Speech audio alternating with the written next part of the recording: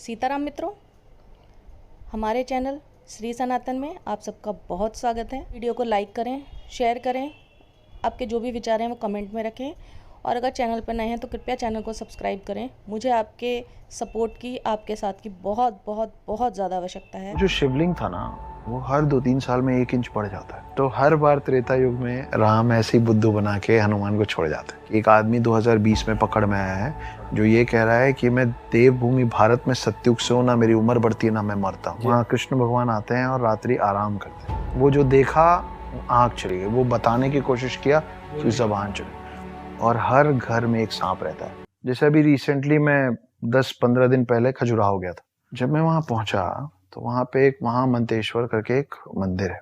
मैंने उतना बड़ा शिवलिंग आज तक देखा नहीं था, ह्यूज। और वो जो शिवलिंग था ना, वो हर 2-3 साल में 1 इंच बढ़ जाता है। वो लगातार बढ़ रहा है। और मुझे उन्होंने तस्वीर दिखाई कि जब ये छोटा था तो कैसा था। मुझे क्लियर उस तस्वीर में साइज और साक्षात जो साइज दिख रहा था उसमें फर्क दिख रहा था। और थोड़ा बहुत नहीं, मतलब ऐसा फर्क। फिर मैं जिस जगह पे पैदा हुआ हूँ उस जगह का नाम है अंबिकापुर, डिस्ट्रिक्ट सरगुजा, छत्तीसगढ़। छोटा सा कस्बा है। वहां की एक सच्ची घटना बताता हूँ मैं। एक किसान आदमी था, वो एक दिन सोया और उसको सपने में आया कि हनुमान जी उसको बोल रहे हैं कि मेरे को निकालो यहाँ से, मैं फंसा हुआ। किसान आदमी, वो अगले दिन कुल्हाड़ी खरीदा। उसको कई बार सपने आए, मतलब रेगुलरली। तो वो कुल्हाड़ी खरीदा। उसको एग्जैक्टली मालूम था क्योंकि वो हर दिन सपने में उसको उस रास्ते से ले जाया जा रहा था। वो पहुंचा और उसने एक पेड़ को एग्जैक्ट एक पॉइंट से काटना चालू किया। तो सब लोग आए पीछे, बोले क्यों, क्या कर रहे हो, पेड़ क्यों काट रहे हो? तो बोला वो इसमें हनुमान जी फंसे हुए। तो बोले हट, पागल हो गया, डिस्टर्ब हो गया। जैसे मान जी के लिए बोलते थे ना, मैं पूरा पहाड़ काट दूं। उसने काटा, फिर संभाल के साइड से काटा। उसके अंदर सही में हनुमान जी की एक मूर्ति निकली है। और वो मूर्ति हर साल बढ़ती है। मैं अपने आंख से देख के आया हूँ। ऐसे भी बढ़ रहा है और ऐसे भी बढ़ रहा है। आप सोचो। ऐसे ही एक कमाल का मंदिर है बस्तर में। बस्तर में कृष्ण जी का मंदिर है। वहाँ पे ना रात को 7-8 बजे उसकी किवाड़ कहते हैं वो लोग, दरवाजा, डोर, उसको बंद कर देते हैं। और रात में ना उसके अंदर भगवान जी के लिए बेड लगता है। और बेड बिल्कुल प्लेन ऐसे अच्छे से करके रखा रहता है। और सुबह जब मंदिर खुलता है ना, तो वो पूरा छिन्न भिन्न रहता है। वहाँ जो गाइड वाइड लोग थे वो बोले कि सालों से यहाँ बैठा है। इसको जब बताया गया था सालों पहले कि ऐसा होता है रात में, तो ये रात को झांक लिया अंदर कि मेरे को देखना है क्या होता है। देखा तो ये बहुत डर गया। किस बात से डरा? अब अगले दिन ही ट्राई टू टेल कि मैं रात को क्या देखा, तो वो बोल नहीं पाया। वो आज तक बोल नहीं पाता है। आदमी को देखा है, उसकी आंखें नहीं है। वो जो देखा वो आंख चली गई। वो बताने की कोशिश किया, फिर जबान चली। तो मैं आपको एक और बहुत इंटरेस्टिंग बात बताता हूँ। जो है उनके गले में सांप होता है ना। शिव जी के बड़े बेटे हैं कार्तिक, उनका वाहन है मोर। उनका छोटा बेटा है बेटे हैं गणेश, उनका वाहन है चूहा। ये हम लोग पिता पुत्र सब एक साथ टेबल में बैठते हैं, खाना पीना सब करते हैं और चिल्ड आउट माहौल है हमारे घर का। तो आप सोचो कि ऐसा तो उन तीनों के साथ भी होता होगा। शिव जी, कार्तिक जी और गणेश जी भी कभी ऐसे फैमिली डिनर पे बैठते होंगे ना टेबल पे। ये लोग टेबल पे बैठते होंगे तो इनके जो ये सब चंगू मंगू हैं, मोर है, चूहा है, सांप है, ये लोग पार्किंग स्पेस टेबल के नीचे घूमते रहते होंगे क्योंकि ये तो फैमिली डिनर पे है। अब आप सोचो कि सांप चूहे को खा सकता है, मोर सांप को खा सकता है, कोई किसी को नुकसान नहीं पहुंचाता। अब ये तीनों इनकम्प्लीट हैं जब तक पार्वती टेबल पे नहीं आती है। और पार्वती कौन है? पार्वती का वाहन क्या है? शेर। मतलब बाकी सब पानी का हम चाय हो गए ना सर। हमारे हिंदू परंपरा में पहले अपने परिवार की महिलाओं का, वुमेन का नाम मेल से पहले लिया जाता था। कैसे? आप देखिए, गौरी शंकर, लक्ष्मी नारायण, सिया राम, राधा कृष्ण, है ना। तो ये हमारा कल्चर था। ब्रह्मा विष्णु महेश, मैं पहले अपने आप से ही शुरू करूंगा। ब्रह्मा विष्णु महेश, अल्लाह। तो जब आप अल्लाह बोलते हो तो वो क्या बोलते हैं? ऊपर वाला सब देख रहा है। देख रही नहीं है ना, देख रहा है। गुरु नानक देव, जीसस, बुद्ध, जैन, महावीर, सब मेल है। इनमें से कोई भी भगवान इस पृथ्वी के अंदर बिना एक महिला के परमिशन के नहीं आ सकता। प्रॉब्लम ये है ना कि आपको एक राज्य के अंदर, एक स्टेट के अंदर, एक प्रोविंस के अंदर घुसने के लिए 2 लोग अलाउ कर सकते हैं। एक वहां का राजा या रानी ने the queen of the world को दी वॉचमैन ऑफ द वर्ल्ड से, वो डिसाइड करती हैं कि कौन सा भगवान अंदर आएगा, लेकिन हमने उनको अपने पैर के नीचे दबा रखा है, उनको बना दिया है गेट कीपर। तो मैं जहां से आता हूं वहां देवी की पूजा देवों से पहले होती। और आप देखिए कि कोई भी भगवान, ये जो स्पेशली जो 3 भगवान है, ये आप ब्रह्मा को कभी त्रिशूल और चक्र लिए नहीं देखेंगे। विष्णु को मोस्ट ऑफ द टाइम सिर्फ चक्र लिए देखेंगे, त्रिशूल लिए नहीं देखेंगे। आप शिव जी को कभी भी चक्र के साथ नहीं देखेंगे, त्रिशूल के साथ देखेंगे।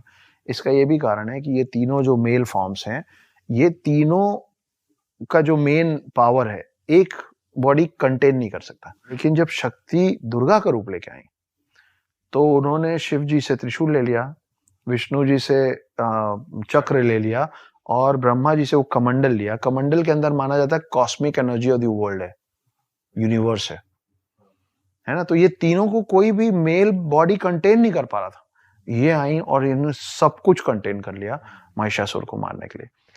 क्रिएटर, डिस्ट्रॉयर, प्रिजर्वर मिलके सृष्टि, पृथ्वी, ठीक है, और ब्रह्मा विष्णु महेश मिलके बनाते हैं शक्ति। पृथ्वी और धरती जो लोग बनाते हैं, वो पृथ्वी और धरती कुछ और नहीं है, सृष्टि कुछ और नहीं है, शक्ति। इसलिए हम धरती माँ कहते हैं। This is incredible India. Bharat में एक गांव है, उसका नाम है शेतपाल। शेतपाल उस गांव का नाम है। उस गांव में जितने घर है ना, वो जब हर घर में उन्होंने एक बिल बना रखा है, और हर घर में एक सांप रहता है। बीच में सांप की इतनी मान्यता है कि आज भी उनके घर में जब कोई नया घर बनता है ना, तो उसमें उसके लिए जगह, उसके लिए एक बिल बनाया जाता है। आज तक उस गांव में किसी सांप ने किसी इंसान को, और किसी इंसान ने किसी सांप को नुकसान नहीं पहुंचाया। They have learned and they have lived to coexist. और आप इसको गूगल कर ले। विष्णु जी जब राम बने, लक्ष्मण जो थे वो शेषनाग थे। कि पहले रामायण हुआ, त्रेता युग में रामायण काल आया, तो विष्णु जी राम बने और शेषनाग बने लक्ष्मण। तो जब पूरा रामायण खत्म हुआ तो वापस गए, तो शेषनाग बड़े नाराज थे। बोले, आप बड़े भाई बन गए, मेरी कुछ चलने नहीं दिए। विष्णु जी को कि बहुत गलत है, आप बड़े भाई बन के वहां चला रहे हैं अपनी, मेरी कोई सुन ही नहीं रहा है। तो मुस्कुराए विष्णु जी, बोले कि कोई बात नहीं, अगली बार चलेंगे ना तो आप बड़े भाई बने। जब कृष्ण बन के आया तो बड़े भाई बलराम थे, दाऊ, तो वो शेषनाग थे। शेषनाग जब सागर मंथन हुआ, तो वो जो पहाड़ को उल्टा किए थे, उसके नीचे तो विष्णु जी खुद लगे थे, वो टर्टल के शेप में, कछुए के शेप में। और जो उसका मंथन करना था ना, सागर मंथन, तो एक तरफ सारे दानव पकड़े हुए थे, दूसरी तरफ सारे देव पकड़े हुए थे। तो पकड़े क्या हुए थे, रस्सी नहीं थी, वो शेषनाग को पकड़े थे, वो शेषनाग को घुमा रहे थे। और शेषनाग को शेषनाग इसलिए कहते हैं क्योंकि हमारे में 4 युग होते हैं, सतयुग, त्रेता युग, द्वापर युग और कलयुग। आप मेरा हाथ जरूर देखिएगा कि सतयुग, त्रेता युग, द्वापर युग, कलयुग और फिर सतयुग।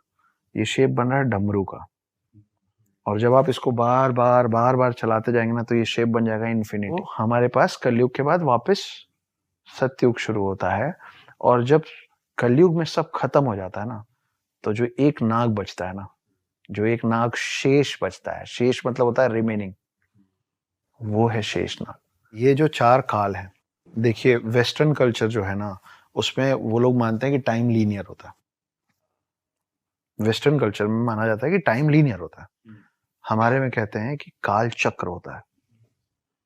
आप डिफरेंस ऑफ बिलीफ देख रहे हैं कि उनके लिए टाइम ऐसे चलता है और हमारे लिए टाइम ऐसे चलता है। हमारे लिए टाइम साइक्लिक है, जो मैंने अभी आपको बताया कि कलयुग के बाद फिर सतयुग आएगा, तो फिर से चालू होगा। तो एक बार ऐसा हुआ था कि कृष्ण जी के पास, इस युग खंड में बात कर रहा हूं मैं, ठीक है, इसके बाहर क्या हुआ, मल्टीवर्स है ये, है ना। तो कृष्ण जी के द्वारपाल दौड़ते हुए आए द्वारका में, वो दौड़ते हुए अंदर आए कृष्ण जी के पास और बोले, वो ब्रह्मा जी आए आपसे मिलने। तो कृष्ण जी बोले, अच्छा, उनसे पूछ क्या होगी, कौन वाले ब्रह्मा जी हैं वो। तो दरबान कंफ्यूज्ड, दरबान बोला, ठीक है भाई, आप बोल रहे हैं, पूछ लूंगा। वापस चले गए, बोले, वो कृष्ण जी पूछ रहे हैं आप कौन वाले ब्रह्मा हो। तो ब्रह्मा जी भड़क गए, बोले, कौन वाले ब्रह्मा मतलब क्या, एक ही होता ब्रह्मा। तो फिर वो पैर पटकते हुए, हटो यहाँ से, और करके कृष्ण जी के पास आए। तो कृष्ण जी से पूछे कि आपने ऐसा क्यों बोला कि कितने वो होते हैं, मैं कौन सा हूं। तो फिर कृष्ण जी ने असली चीज उनको दिखाई। तो जब कृष्ण जी ने उनको सारे रेल्म्स खोल दिए ना, तो ब्रह्मा जी ने देखा कि बहुत सारे लोग स्वान पे बैठ बैठ के उड़ रहे हैं, 4 सिर वाले, और सब आके फिर नतमस्तक हुए कृष्ण जी के, क्योंकि कृष्ण तो विष्णु अवतार है। तो ब्रह्मा जी को समझ में आया कि oh shit, I am not the only one. Hanuman Ram के बहुत बड़े भक्त है ना, वो मतलब वो उनके बिना जीना ही नहीं चाहते। लेकिन जब रामायण खत्म होता है तो राम को तो वापस जाना है विष्णु अवतार में, लेकिन हनुमान जो है वो 7 इमॉर्टल, 7 चिरंजीवी में से एक है, तो उनको तो युग में यहीं रुकना है इसी पृथ्वी में। अब ये तो नियति है कि राम को जाना, ये भी नियति, लेकिन हनुमान इतने बलशाली हैं कि उनको समझाए कौन। वो तो राम के लिए राम से भी लड़ने को तैयार हैं, है ना।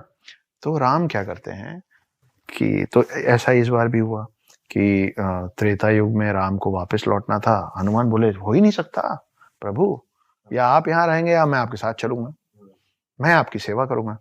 तो उन्होंने जमीन पे एक छोटा सा क्रैक बनाया और उन्होंने अपनी एक अंगूठी उतारी और उसके अंदर गिरा दी। और राम जी ने बोला कि ओह उप्स, हनुमान मेरी अंगूठी गिर गई, प्लीज ले आइए। हनुमान सूक्ष्म रूप में उस क्रैक के अंदर घुस गए। अब वो जाते गए वो पाताल लोक में पहुंच गए। पाताल लोक में उनको शेषनाग मिले, तो बोले वो मेरे राम की अंगूठी गिर गई, ढूंढ रहा हूँ, मिल ही नहीं रही है। तो शेषनाग मुस्कुराने लग गए। तो हनुमान जी ने बोला कि आप क्यों हंस रहे? बोले आप फिर बुद्धू बन गए इसलिए। बोले मतलब? बोले वो देखिए, जब वो पलटे ना तो वहां अंगूठियों का पहाड़ बना हुआ था। तो हर बार त्रेता युग में राम ऐसे ही बुद्धू बना के हनुमान को छोड़ जाते। देखिए जो 7 चिरंजीवी हैं, कईयों को उनका नाम भी नहीं पता, इसलिए मैं बता देता हूँ। हनुमान, परशुराम, अश्वत्थामा, कृपाचार्य, वेद व्यास जिन्होंने महाभारत लिखी है, रावण का भाई विभीषण, और राजा बलि। बाली सुग्रीव वाला बलि नहीं, राजा बलि सतयुग से आता है, उसकी अपनी कहानी, जिसके चक्कर में विष्णु जी ने वामन अवतार लिया था। एक आदमी 2020 में पकड़ में आया है जो ये कह रहा है कि मैं देवभूमि भारत में सतयुग से हूं, ना मेरी उम्र बढ़ती है ना मैं मरता हूँ। मैं रामायण का हिस्सा भी रहा हूँ और महाभारत का भी, मैं राम से भी मिला हूँ और कृष्ण से भी, और मैं वो 8वां चिरंजीवी हूँ जिसके बारे में दुनिया ने अब तक सुना नहीं है, और मैं ढूंढ रहा हूँ 7 चिरंजीवियों को जिनके बारे में हम थोड़ा बहुत जानते हैं। आपको अभी मैंने सुधांशु त्रिवेदी, एक पॉलिटिशियन है, मैं उनका एक इंटरव्यू देखा था, उन्होंने एक इतनी मार्मिक बात बोली कि वो रच बस गई मेरे अंदर। हम ही ने शून्य क्यों बनाया? क्योंकि अनंत काल का जो रास्ता है ना, इन्फिनिटी का जो रास्ता है, आप लोग मैथमेटिक्स पढ़े होंगे, infinity, you can not calculate infinity, right? पर इन्फिनिटी का रास्ता कहाँ से होके जाता है? शून्य से होके जाता है। इन्फिनिटी क्या है स्पिरिचुअल लेवल में? आध्यात्म, the highest level of spirituality is infinity. जो भी इंसान ऋषि मुनि बनने निकलता है ना दोस्त, वो 5 चीजें एक एक करके छोड़ता है। हमारे हिंदूज में क्या क्या? सबसे पहले वो घर छोड़ता है, फिर वो कपड़े छोड़ता है, फिर वो खाना छोड़ देता है, फिर वो अपने आप को स्पिरिचुअली इतना हाई कर देता है कि उसका जब मन करेगा वो सांस लेगा, जब मन करेगा नहीं लेगा, मतलब जब चाहेगा प्राण अपने निकाल लेगा और जब चाहेगा प्राण, एस्ट्रल फॉर्म जिसको बोलते हैं ना, कि आपका बॉडी यही है और आप निकल गए ब्रह्मांड की सैर करने, तो वो 4th है। और आखिरी जो है ना, वो है कि वो अपना देह त्याग देता है। आई वॉन्ट नथिंग, है ना, कि मेरे को अपना शरीर भी नहीं चाहिए। यही 5 चीज है ना। तो जब आप इन्फिनिटी के खोज में जाते हो ना, तो आपको शून्य से होके जाना पड़ता है। और ये सब जो समझ है ना, ये सबसे पहले अध्यात्म की वजह से हमारे पास आई थी, इसकी समझ। और हम, बड़ा आसान है बोलना land of snakes Indians, no, हम एक लौती ऐसी कौम है जिनके ग्रंथों में मैथमेटिक्स है। स्पिरिचुअल और हमारे गाइडिंग बुक्स में मैथमेटिक्स है, फिजिक्स है, साइंस है। आप बता दीजिए मेरे को दुनिया में कोई और ग्रंथ या कोई और रिलीजन जिसपे, ये तो हमेशा एंटी साइंस, हम हमेशा प्रो साइंस रहे हैं। We are the first plastic surgeons of the world. Sushruta नाम का आदमी पहला प्लास्टिक सर्जन है इस दुनिया का। 27 वॉल्यूम में किताबें लिखी, वो पर्शियन लैंग्वेज में कन्वर्ट हुई, अरेबिक कंट्रीज पहुंची, वहां से इंग्लिश लैंग्वेज में कन्वर्ट हुई, यूके और यूएस पहुंची, और वहां से हमारे पास वापस आई प्लास्टिक सर्जरी बन के। और अब हम इस स्थिति में चले गए हैं कि हमको शल्य चिकित्सा बोलना नहीं आता, हमको सिर्फ प्लास्टिक सर्जरी बोलना आता है, और हम पहले प्लास्टिक सर्जन है। आज भी पूरे भारत में आप बड़े हॉस्पिटल्स में जाएंगे ना, तो एक ऐसी मूर्ति बैठी रहती है ऋषि की, है ना, और वो दिखते ब्रह्मा जैसे, सिंगल हेडेड, वो है Dhanvantari. Dhanvantari happens to be the first doctor of the world, और आज भी सारे डॉक्टर्स जो ओथ लेते हैं ना डॉक्टर बनने के बाद, वो धन्वंतरी का ओथ लेते हैं, लोगों की जान बचाने का। धन्वंतरी कौन थे? आप सोचिए कितनी अजीब बात है कि हम लोगों को ये नहीं मालूम है कि हर साल बचपन से हम दिवाली के एक रोज पहले धनतेरस मनाते हैं फॉर गुड हेल्थ। उस दिन हम धन्वंतरी पूजा करते हैं। धन्वंतरी वो शख्स थे जो, हम फिर सागर मंथन पे पहुंच गए, शेषनाग सागर मंथन। उसमें जो व्यक्ति हाथ में अमृत कलश लेके निकला था वो था Dhanvantari. He was a Demi God, आधा इंसान और आधा भगवान, है ना। तो हम पहले डॉक्टर हैं, हम पहले प्लास्टिक सर्जन हैं, तो ये सब हम ही क्यों बन जाते हैं सब चीजें। अभी जहाँ मैं मुंबई के घर में रहता हूँ, मेरा घर 34th फ्लोर पे है, बोथ साइड सी व्यू, शांत, बहुत खूबसूरत सा घर। तो मैं एक दिन सोया हुआ था, रात में 3 बजे के लगभग मेरी नींद खुली। तो मैं मेरे कमरे में घड़ा रखता हूँ, घड़े में पानी पीता हूँ, तो घड़ा खाली था। रात को भरना भूल गए, ठीक है खाली था। कीचेन नहीं होता घंटी वाला, सिंगल घंटी, टिंग टिंग, जो गाय के उसमें छोटा वाला, तो वैसा एक घंटी लटका हुआ था और खिड़कियां खुली थी, तो हवा, हॉल में हवा चल रही थी, बहुत अच्छी हवा चल रही। तो मैं अपना ग्लास लेके कमरे से निकला, किचन में गया। किचन में एक और बड़ा घड़ा रखा था, उसमें से पानी भरा, वापस आ रहा था। तो अब 34th फ्लोर पे, आप सोचो व्यू कितना अच्छा था, तो बहुत अच्छा दिख रहा था। तो मैं एक अपनी खिड़की पे खड़े होके 2-4 घूंट पिया, फिर मैं कमरे की तरफ गया। तो जब मैं दरवाजा खुला ना, तो मैं वहां सोया हुआ था, और तब मैं उठा और मैं इतना कंफ्यूज था कि वो जो सोया हुआ हूं मैं, मतलब मैं जब उठा ना, तो मैं दरवाजे की तरफ देख रहा था कि वो मेरे को देख रहा था, तो वो मैं हूं कि मैं हूं। सवेरे तक सो नहीं पाया। नहीं, जब वो दरवाजा खोल के मैं गया ना, तो जब मैं देखा कि मैं तो सोया हुआ हूँ, तब एक्चुअली डर से मेरी नींद खुली। तो दरवाजे पे कोई नहीं। मिलते हैं अगली वीडियो में, तब तक के लिए जय श्री कृष्ण।